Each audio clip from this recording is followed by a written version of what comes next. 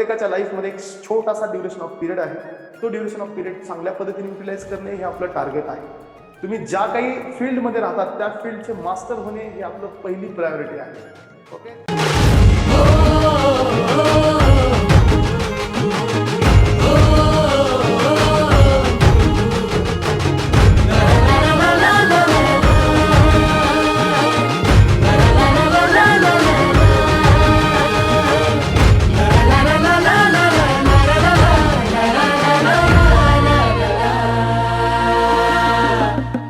झेंडा भल्या कामाचा जो घेऊन निघाला,